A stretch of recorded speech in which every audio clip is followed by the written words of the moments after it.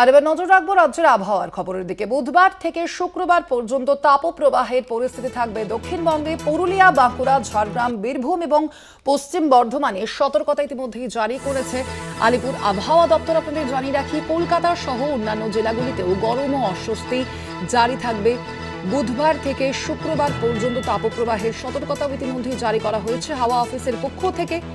দক্ষিণবঙ্গে এই পরিস্থিতি জারি থাকবে বুধবার থেকে শুক্রবার পর্যন্ত এবং পুরুলিয়া, বাঁকুড়া, ঝাড়গ্রাম, বীরভূম ও পশ্চিম বর্ধমানে ইতিমধ্যে সতর্কতা জারি করা হয়েছে আবহাওয়া দপ্তরের পক্ষ থেকে। কলকাতা সহ অন্যান্য জেলাগুলিতেও গরম ও অস্বস্তি বজায় থাকবে। আর বিস্তারিত জানবো এই প্রসঙ্গে ফোন লাইনে রয়েছেন প্রতিনিধি শাশ্বতী রায়। শাশ্বতী, কি জানা যাচ্ছে আলিপুর আবহাওয়া দপ্তর সূত্রে?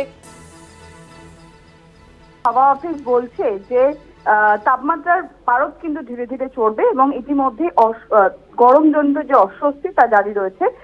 বুধবার থেকে তাপপ্রবাহের সতর্কতা রয়েছে দক্ষিণবঙ্গের বেশ কয়েকটি জেলায়, তার মধ্যে বিশেষত পশ্চিমের জেলাগুলি অর্থাৎ বাঁকুড়া, পুরুলিয়া, বীরভূম, ঝাড়গ্রাম এবং পশ্চিম বর্ধমানে জারি থাকবে তাপপ্রবাহের সতর্কতা। এছাড়াও অন্যান্য জেলাগুলিতেও কিন্তু গরম এবং অস্বস্তি জারি থাকবে। সেই পরিস্থিতি আজকে থেকেই শুরু হয়ে গেছে। ইতিমধ্যে শহর কলকাতার তাপমাত্রা কিন্তু ধীরে ধীরে ঊর্ধ্বমুখী হচ্ছে।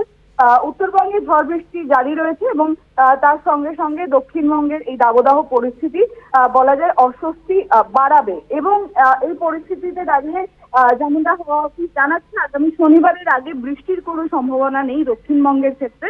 সেক্ষেত্রে আগামী 3 থেকে 4 দিন তাপমাত্রা পারদ ঊর্ধ্বমুখী হওয়া এবং তাপপ্রবাহের পরিস্থিতিতে হাঁসফাঁস করবে দক্ষিণবঙ্গ।